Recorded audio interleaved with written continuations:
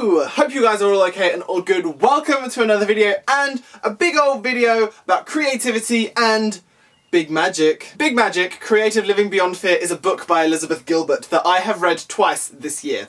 I read it once in February, March time, and I listened to the audiobook in the last month. Actually, I listened to it over like 2 days, but I needed it, so I did. Big Magic has changed my life and helped me twice this year. Probably more than that if I really think about it, but I'm going to tell you a little bit about Big Magic, and then I'm going to tell you about why it's amazing and why you should give it a shot. This is not a sponsored video. No one has asked me to make this, but I feel like I owe a lot to Big Magic and to Elizabeth Gilbert, so I feel like I needed to give that back and kind of spread that love and joy out into the universe. Is this going to get a bit hippy-dippy? Is this going to get a bit evangelical? Probably, but you should watch it because it's my face, isn't it? Big Magic is the whole idea that creativity lives among us. It's the idea that ideas and creativity are just floating around in the universe waiting for collaborators, and when you write something, or when you sing something, or when you do something creative, artistically, scientifically, whatever, you are collaborating with a creative force in the universe.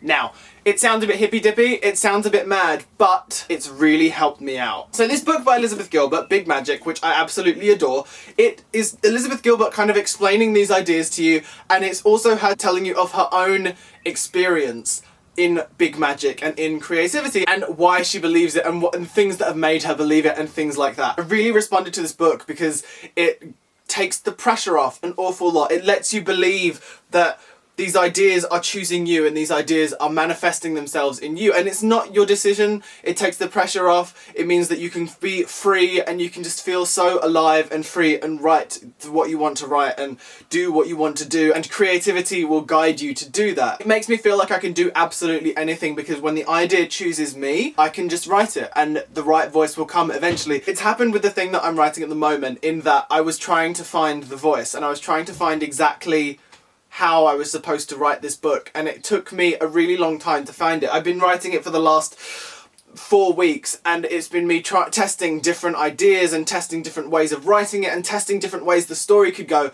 until a couple of days ago I landed on the right one, and it was right after I had listened to Big Magic and I just kind of let it happen. I was having a crisis, I didn't know what to do. My lovely friend Kim Curran said, listen to Big Magic, or listen to some of the podcasts that she's done. She's done these podcasts called Magic Lessons where she helps these people find their creative flow. It's amazing. You should go listen to them. They're on the podcast app and they're free and they're wonderful. If you're intrigued about Big Magic and you want to go find out more about it without having to commit to the book, absolutely go and listen to them. They're incredible, and Elizabeth Gilbert's voice is gorgeous. That's why I have the audiobook as well, because I could listen to her talk forever. But Kim told me to go and listen to some Big Magic and some Big Magic podcasts and just let it happen and just kind of go with it. The whole idea of it is that no one can write this idea the way you would write it.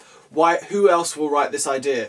You have to write it. You've entered into this contract with creativity that you're going to write this, and they're there to help you. And as a writer, I find it so freeing, and I find it so wonderful that this idea will come to me and the idea will help me write the idea down. And I've felt it happen. She talks about ideas leaving you after you neglect them. That happened to me recently. Elizabeth Gilbert in the book talks about a book that she had started to write and that she'd done all this planning and research for, and she'd started to write it, but then something got in the way of her life, and while she said to the idea she was going to come back to it, she didn't come back to it until 2 years, by which point she realised the book was gone. During this time she met Anne Patchett and suddenly realised that the idea had floated its way over to Anne Patchett. She describes it an awful lot better than I do, but that's the basic idea, that the idea had gone over to Anne Patchett and found someone else to manifest itself in. And while Anne Patchett had done it differently, while she had had her own way of committing this idea to the page, the idea had been almost exactly the same. And this happened to me recently. An idea that I had decided I wasn't going to write because I was going to move on to this idea,